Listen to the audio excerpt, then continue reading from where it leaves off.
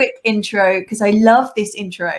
Ada, Queen of Real Talk, is a voice artist, former radio broadcaster, leadership trainer, teacher of giving honest feedback, which I think is such a crucial skill in the business world today. So Ada brings with her 12 years of corporate in a corporate background with over a decade of leadership experience. And in 2019 founded Real Talk Solutions, and that's a behavioral transformation company that provides solutions to help businesses create a workplace environment where the exchange of honest feedback feels safe and normal. Incredible. What a mission. I'm so excited to dig into this. First, Ada, I love this question. What is your story? What got you to the point of Real Talk? Sure. Well, first of all, Jay, thank you so much once again for having me in your show. I think this is actually a huge opportunity for me to share my message in your platform to your audience. So thank you so much for this opportunity. So I actually, just like what you mentioned in the introduction, so I've been in the corporate world for more than a decade, and I've actually had over a decade of leadership experience. And by leadership experience, I mean that I've experienced directly handling people, like by the virtue of like an org chart. I have people directly reporting to me when I was a supervisor, when I was a manager, primarily in the call center industry. So that's where my professional career started.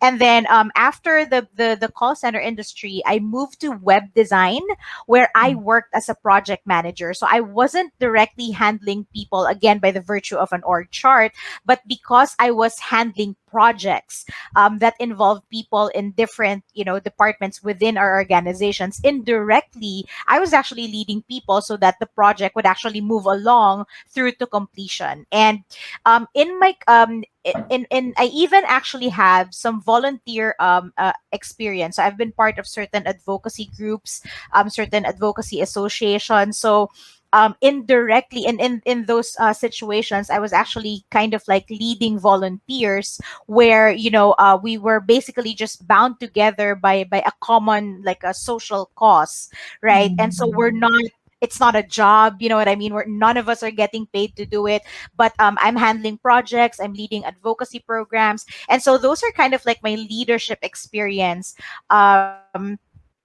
For over a decade.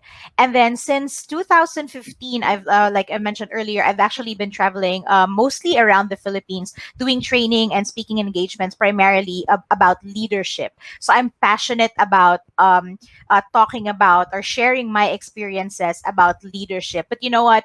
As someone who also loves learning about leadership, I've attended a lot of conferences, seminars about leadership in the past. I actually dreamt that one day, because like being a professional speaker, a public speaker, has really been my dream. Like ever since maybe since I was as I was starting my professional career. And so I actually dreamt that when I get invited to do my own leadership talk, I would want to approach the topic of leadership differently. And what I mean by that is I don't want to talk about the usual leadership 101 topics, in conferences, like what's the difference between a leader and a manager, or what are the do's and don'ts of leadership, or what are the common mistakes of a first time leader, those kinds of things. I mean, with all due respect to the people who talk about that, I think that's valuable stuff, but I wanted to have a different take or a different message to share about leadership. And so when I actually first came up with the concept of Real Talk back in 2015, that was my first ever leadership speaking engagement. I talked about trust. So instead of talking about leadership, I talked about trust and how, as a leader, your number one role, more than mentoring people, developing people, your number one role as a leader is to create an environment of trust in the workplace. And by that, I mean, an environment where people trust you as their leader, where you as a leader trust the people that you work with, and the people within your team trust each other. That kind of environment. So, because my primary principle when it comes to leadership, or when it comes to handling people in an organization, is that you can't push people who are not willing to move. Do you guys agree, right? Like, if I, you as a leader, I can inspire you, I can give you all the resources, I can send you motivational quotes like day in and day out. But if you're not ready to move yourself forward, then all of that is useless. And so that's pretty much like where I was coming from. So a real talk became a message of trust. And again, how as a leader, that's your primary job more than anything when you lead an organization. So fast forward to 2019, I actually wanted to develop. So I started my training business, and I wanted to develop the concept into a full blown transformation program. So the first concept that I have of Real Talk was kind of like uh, purely cognitive. It was meant for, when you're doing keynote speaking or motivational speaking. So instead of just talking about like trust as a principle, or as a, like an idea, for a leader, what I decided to do was I decided to create, a program where I could empower and enable leaders to actually create a skill that they can use as a leader. And so I decided to focus more on giving honest feedback. And so in 2019, I created, or actually reinvented, the concept of real talk, which is basically what it is now. That's what we're going to be talking about this evening. So real talk is actually my proprietary term for tough, honest feedback. So when I say you have a real talk, it means that you're in that moment when you need to give tough, honest feedback. And so that's what the whole concept is about now. So that's what it has evolved to up until this moment. And that's actually what I shared, Jay, during the Lead with Confidence conference that we were in together just last what was that, last month? No, just this month, in the beginning of February. Yeah. Yeah, fantastic. And I think it's something as a manager. I know, having being a manager, having been in a leadership role, it's not something you prepare for. It's suddenly like you're in a situation where somebody has done something and you've got to be the one to lead them into the room and have this conversation. Yes. You're like, oh shit, I actually haven't worked out how I'm going to have this conversation. It's not something we often prepare for. Yes. So my first question is, why is it so difficult for us? Why do we find it so hard? That is actually the reason why, and that's a very good starter question for our conversation, Jay, because that is the reason why I actually came up with that. I call it my proprietary term. And if you actually look at the actual brand, it has a registered mark because I have a trademark for that term, real talk. But the reason why I actually came up with that term is because, well, in general, right? Let's talk about the concept of real talk. When someone says, let's have a real talk, or when you see on social media posts and tweets that says hashtag real talk, the idea is that you just want honesty, right? Sincerity. Let's just be genuine. Let's not pretend to be anything else. Let's just be ourselves. Let's just be real, right? That's the overall concept when you say real talk, or let's have a real talk. But what I actually did was that I actually came up with a term. So I defined real talk by using the word real as an acronym. So I actually Mm, created a meaning for the word real. So REAL stands for the four reasons why those feedback conversations are usually tough for many of us, especially as leaders. So shall we go through them now? So let's define yeah. what real stands for. So letter R stands for raw. Okay, so when you say raw, it means, when food is raw, for example, it's uncooked, it's unprocessed, right? It's unprepared. So similarly, in the context of a dialogue, in the context of a conversation, raw means unrehearsed. And so when you find yourselves in those moments when you need to give honest feedback, you don't get to prepare for it. just like what Jay mentioned. And I'm not talking about, especially as leaders, obviously we have those, the scheduled, the required coaching, the conversations that are mandated for us to have with our employees, like your weekly or your monthly performance review or your annual performance review, right? We have those, and that's mandated. But what we're talking about are those everyday moments Mm. when someone, let's say, misses an expectation, right? You expect them to do something, to deliver something, and they just don't, right? Or maybe someone is not aligned with what the rest of the team is supposed to be doing, right? So those are like your broken commitments, your broken promises. And sometimes, as a leader, you will find that someone in your team will simply behave badly. And that's a reality for many of us, right? And so those are the kinds of moments that we're talking about, like the real talk, those moments when you because we know that as leaders, when you find yourselves in moments of broken commitments and missed expectations and bad behaviors, the best thing to do is to give that person the honest feedback, right? But again, there are four reasons why it's difficult for us to do so. And like I said, the first one is that it's raw. Like when you are in that moment, you don't know how the other person will respond, right? And you Mm. can't really dictate the flow of the conversation. You can't really tell the person, like, even if they are reporting to you, even if you're their boss, you can't really say, oh, you're not supposed to cry, or you can't get mad because I'm just telling you the truth. Or even if you say that I'm doing this for your own benefit, right? You still don't have control over how the other person will feel and how the other person will respond to your feedback. So that's the first reason. The second reason is that most feedback conversations are difficult is because it's letter E, it's emotionally charged.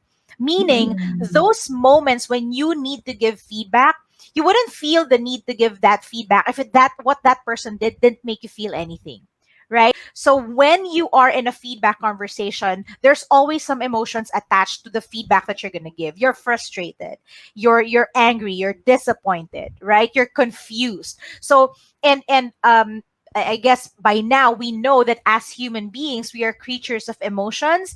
And the bad news is we are not the best version of ourselves when we are at the height of our emotions, especially the Mm. negative emotions that we feel, about, again, in moments where someone misses a commitment, breaks a promise, or behaves badly, right? So in many cases, a feedback conversation is emotionally charged, and we don't really get to think about what we do or what we say in those situations.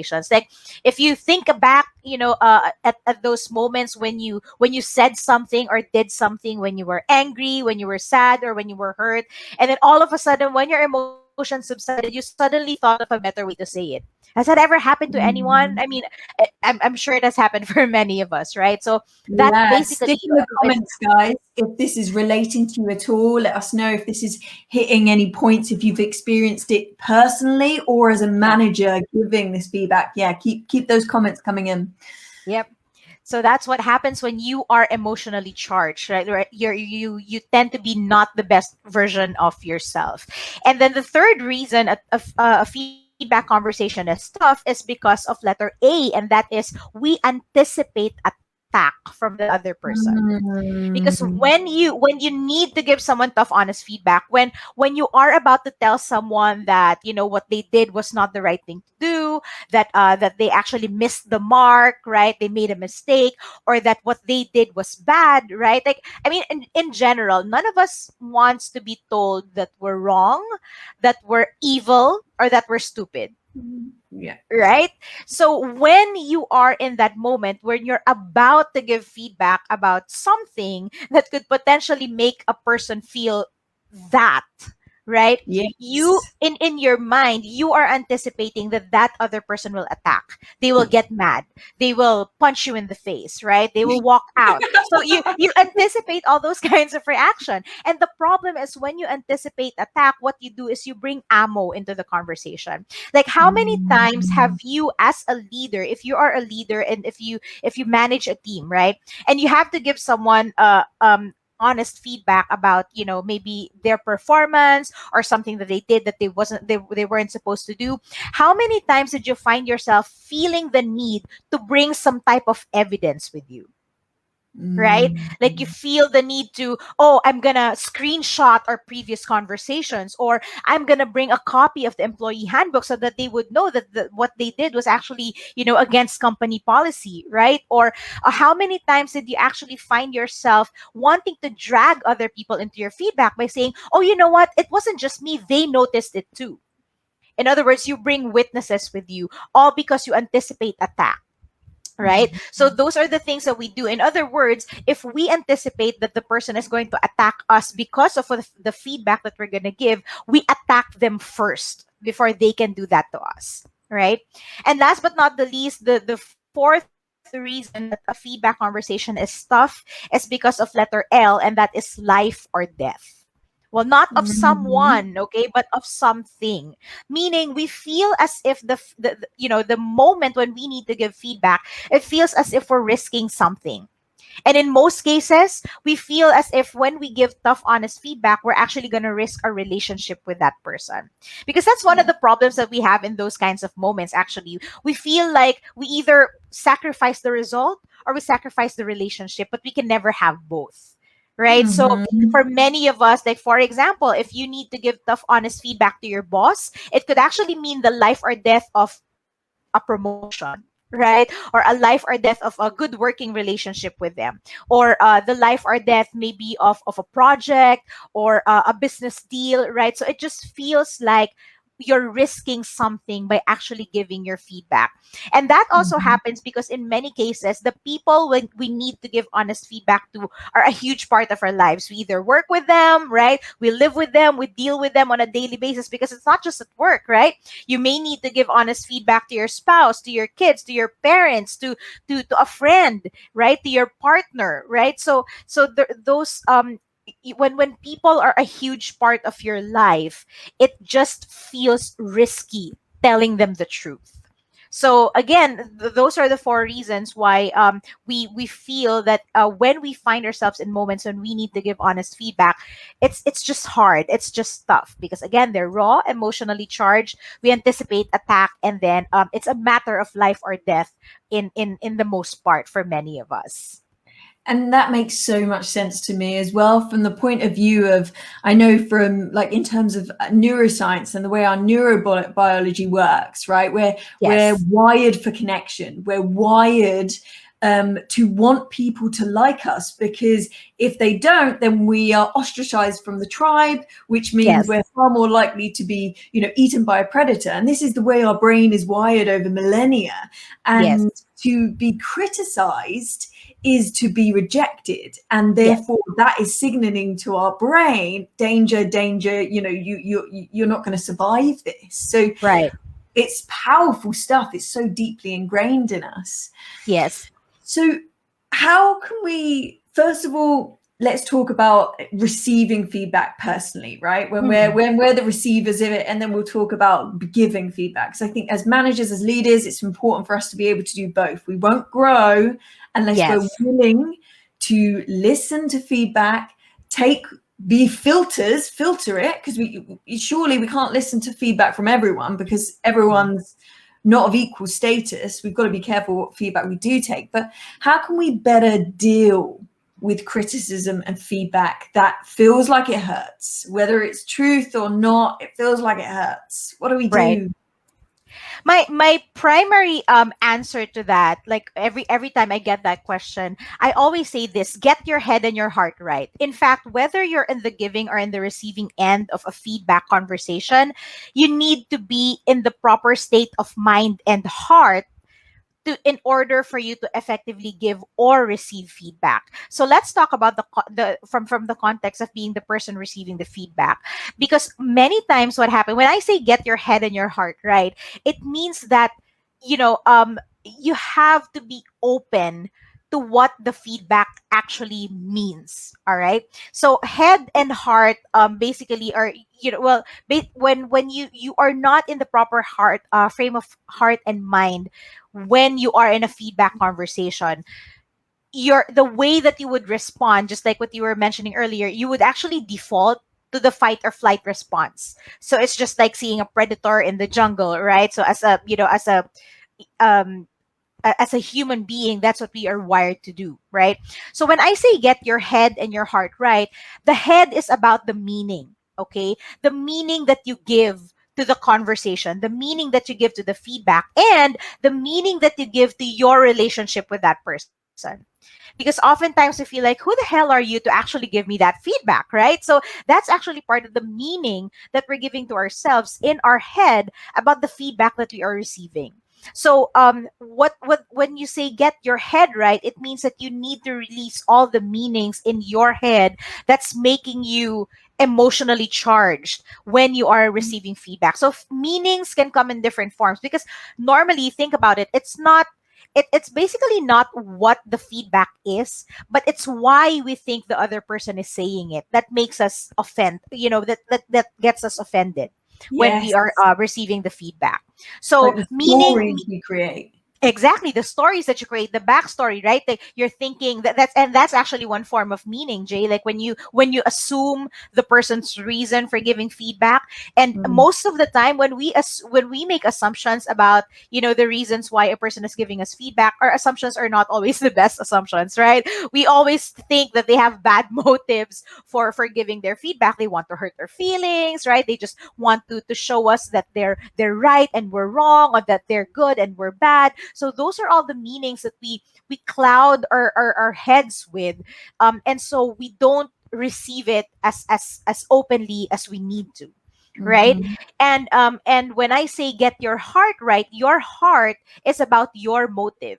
Like, think about why you want to receive that feedback in the first place. Because and this is, I don't know about you, but even I am guilty of this. But a lot of leaders, when I ask them, who among you are welcome to receiving negative feedback, and then, of course, people would raise their hand and they would say, oh, because it's for my own improvement. It's, I know that it will make me a better person. But when you are, again, in that moment of receiving an honest feedback, and I mean, to be fair, okay, one of the reasons why we find ourselves offended when we receive feedback is that the person giving it is also not giving it in, the best, in a way that will make us want to receive it. So to be Yeah. fair, that's usually what happens in the receiving end. And that's why what I teach basically is more on the giving side of the feedback conversation. But again, just going back to what I was saying, when you ask people if they're open to receiving negative feedback, they would say yes. But again, the reality is, when you're in that moment, Mm. it's not as it's just easier said than done. It's just easier said than done.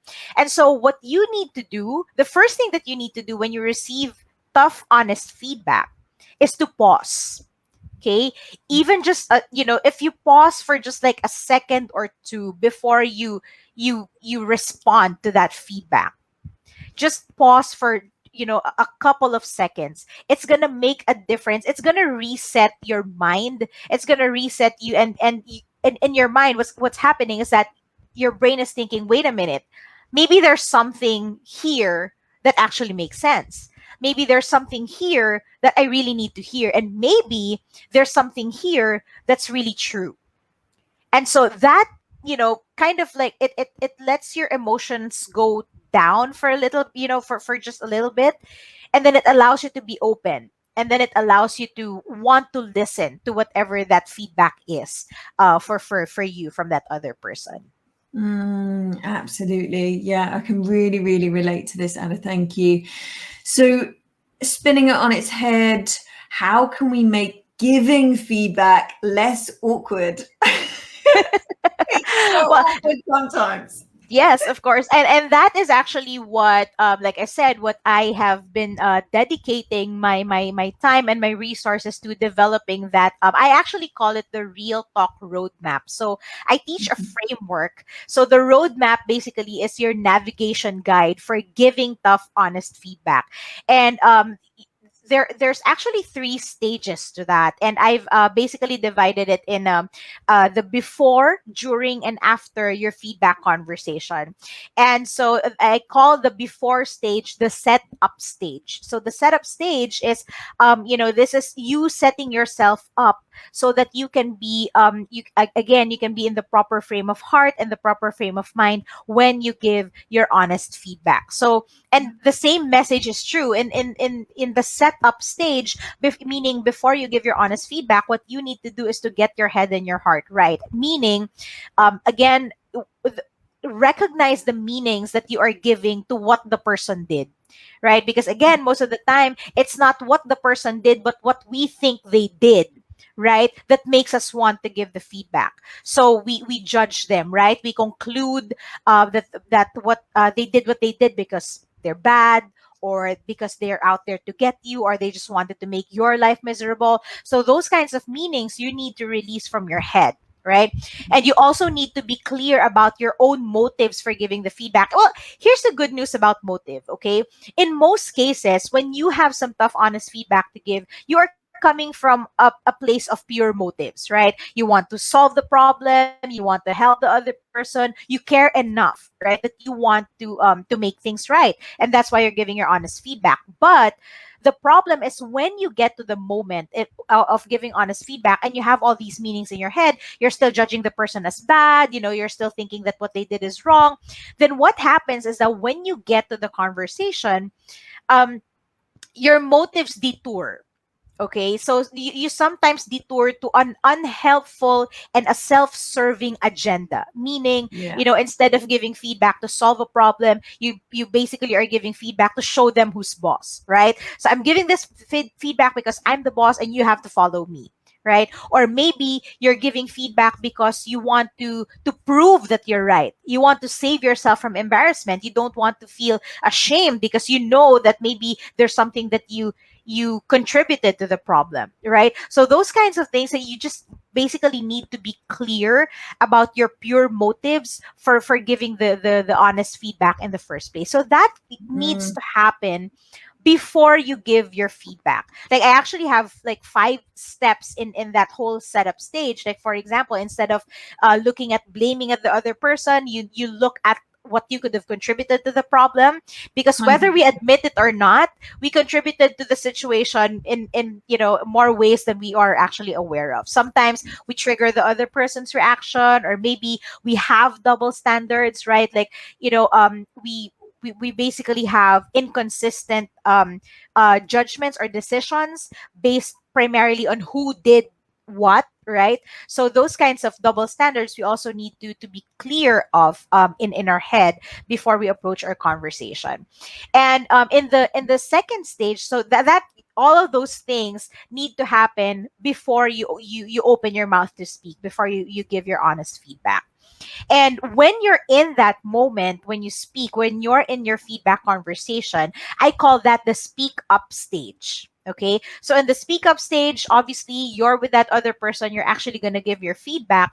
Well, there's a formula that I teach. I call it the 5-step formula to give feedback without offending. And so, one of the things, like for example, the very first thing that you need to do is to ask for permission, because I think a lot of people are guilty of this. Like when you are in that feedback conversation, the first thing that you usually that usually comes out of your mouth would either be the emotion, or would either be the meaning that you give to the situation. You say things like, I don't like what you just did, or when what you did was so unprofessional, or we don't really ask for permission to actually give feedback. So naturally the person receiving it would be like, whoa, wait a minute, why are we talking about this? Why are we talking about this now? And who are you to give me that kind of feedback, or who are you to talk to me like that, right? So when I say ask permission, it's just as simple as, hey, do you have 2 minutes, can I talk to you, right? So it kind of gives a lower barrier to entry for that feedback conversation, and you give the person the opportunity to actually sit down, to actually be calm in that feedback conversation, or you give that person permission to actually say no, to actually say that they don't have the time right now, or that they're actually occupied right now. So you ask for permission, right? And the Mhm. second thing that you do in that formula is what I call, you share the facts. Because again, what happens in a feedback conversation is that the feedback that we give is already the meaning and not what the person actually did. So we say things like, "You insulted me," or "You embarrassed me." I actually call those words judgment verbs. So, and we say a lot of that. Verbs like blame, attack, insult. Are you lying to me, or are you cheating on me? Those are all judgment verbs. What do I mean by that? These are action words that inherently imply that the person has bad motives for their actions, right? So instead of saying, for example, "Are you insulting me?" you can say, "What you said earlier sounded like an insult." You see the Yeah. difference, right? Yeah. So you're not saying that the person actually said what they said to insult you on purpose. You just Yeah. said, like, on from my perspective, it feels like an insult. So you're actually opening the opportunity for them to say, "That's not what I meant. Oh, this is actually, I'm sorry that that's how you took it, but this is what I actually mean by what I said."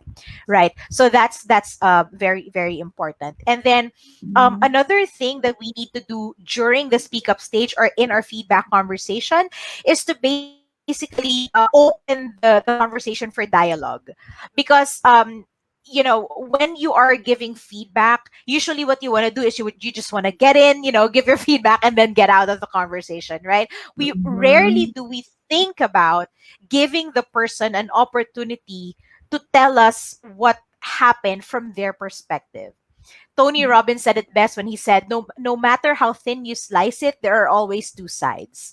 And so when you have feedback, when you have honest feedback to give, one of the first things that you need to recognize is that what you have is only one side of the story. Yeah. So your motive, your intention for giving feedback should not just be, "Oh, I need to give feedback to tell him or her that what she did was wrong, or that this is what she was supposed to do." But you're giving feedback because you also want to learn why the person did what they did, because maybe they Mhm. just don't know, right? But as humans, I think we're wired to quickly assume that people did what they did because they're bad, right? Or it's usually a question of motive than a question of ability, right? And but what we usually find, if we're curious enough in our feedback conversations, is that sometimes people just didn't know what to do. People just did what they did the best way they know how. It's not because they wanted to make your life miserable, right? It's not just because they only care about themselves or that they're lazy. It's not that. People do what they do the best way they know how. And we just Mhm. have to recognize that. And if the best way is not acceptable to you, especially if you are a leader, then it's your responsibility to open that conversation, to have a dialogue with them, so you can brainstorm and be collaborative on how the person could approach it better in the future, right? Yeah. Yeah. And then, Yeah. just before I leave the conversation about the roadmap, Jay, I just want to say that the third stage, it's not actually part of the feedback conversation per se, but I call it the follow up stage. Because Mhm. the true test of whether or not your feedback conversation is effective is what happens after the conversation, right? Was, was there was a different result produced, right? Did it improve the situation? Did it improve the person's behavior? Did it preserve a relationship? Did it strengthen a relationship? So all of that actually happens in the follow-up stage. And I just want to say one thing about um, something that leaders need to understand outside of a feedback conversation, that's very, very important, and that is the concept of accountability. Accountability is a very big word in leadership, right? But here's my question: when do you usually hear someone say, "I'm going to hold this person accountable"? Wouldn't you agree that we normally hear the word accountability in a conversation when something wrong has already been done, Yes. right? When a 100%. problem already exists, right? Something already broke. We already need to issue a refund, or the client was already escalated, right? So we're talking about accountability when a problem already exists. And when that happens, when accountability is an aftermath, what happens is that it's actually received as a threat. It's actually Mm. received as blame. It's received negatively. It's stressful. Why? Because normally, when you need to hold someone accountable for something wrong that they have done, what you're basically doing is you're holding them against standards that they didn't even know about. Yeah. So what you need to do is that even before any result is to be produced, this is what I call front loading accountability. And I actually read about this from a book called Winning with Accountability. It's a very, very good book about, how your team can, or how you as a leader can actually um, implement accountability. And the concept in that book is front loading accountability, meaning at the beginning of a relationship, at the beginning of the project, when you're in that moment when you are just setting goals or talking about your plans, you need to establish the results that you intend to produce in your team. Mm. And then, that is also an opportunity for people to actually understand the standards, right? And for people to speak up in case they could, feel potential roadblocks or potential problems that they're going to run into. And so that you basically talk about what needs to happen or what could potentially happen before any result is even produced. And so that makes it easier for you to have a feedback conversation if something goes wrong in the future, Mhm. right? So Mm. basically, your feedback conversation becomes a reminder of something that you have talked about and not a conversation about something that you assumed didn't need to happen, right? Yeah. So you front load accountability. You basically set up the team for success instead of talking about accountability when something wrong has already happened. So that's Yeah. the whole idea about the roadmap, just to basically help someone, like especially a leader, navigate their feedback conversations before, during, and after. Fantastic. And so much of that I'm relating to, particularly the giving the permission piece. I think that's often a piece that we forget. We assume that we don't need to. We serve as leaders, and therefore is our prerogative, it's our role. And actually that permission piece I can see is so important in change management. We talk about giving back choice and giving people back control, because Yes. when you don't, there's lots of change going on, people feeling uncertain, they're feeling threatened. It's like, pinning a cat into a corner, right? If Yes. you pin a cat into a corner, it's going to attack. So if you're approaching those conversations from the point of view where people are feeling powerless, they feel like they don't have choice, Yes. then all you're doing is creating that defensive behavior. And it's your responsibility as the facilitator of that conversation, the leader, to make sure that that person is feeling comfortable in a way that they can take that feedback constructively. So that I really, really connected with. Thank you so much for those incredible tips. I know that there's Welcome. so much more, which is incredible. And I know that you've got a program that works around this. So just before we finish up, Ada, how can people connect with you? Where do they find you? Where can they find out more about how to give real talk and great feedback? Sure. I actually have a website. It's realtalksolutions.asia. And Mhm. actually, I just want to share, Jay, if you don't mind, that in March, actually, I have a 4-part virtual training series. It's going to be delivered live every Mhm. Saturday. And then, but if you register for the program, you actually have access to the recording of the class. So I'm teaching the entire roadmap in all Saturdays of March. So Brilliant. if you go to my website, realtalksolutions.asia/roadmap, that's where you're actually going to get all the details that you need to be part of that program. In the Philippines, it's going to happen Saturdays at 2 p.m. And I think you guys are 8 hours behind, so that's going to be early morning for you. If you would like to join that, but yeah, so that's where you can take a look at the program, or you can also reach me. I have my contact information there. And my only social media is LinkedIn. So you Mhm. can find me there. It's Adavina Cuaresma. That's my LinkedIn name. So you can also connect with me on LinkedIn. Brilliant. And Ada, if you could send those links to me, I'll make sure that I Sure. link them in the comments so people can easily get all of that information. I just want to say this has been an incredibly insightful conversation. Thank you for Thank you. coming and sharing your wisdom and this incredible tool. Thank you. Thank you, Jay. Thank you for the opportunity. You're very welcome. Thank you all for joining us. You take care.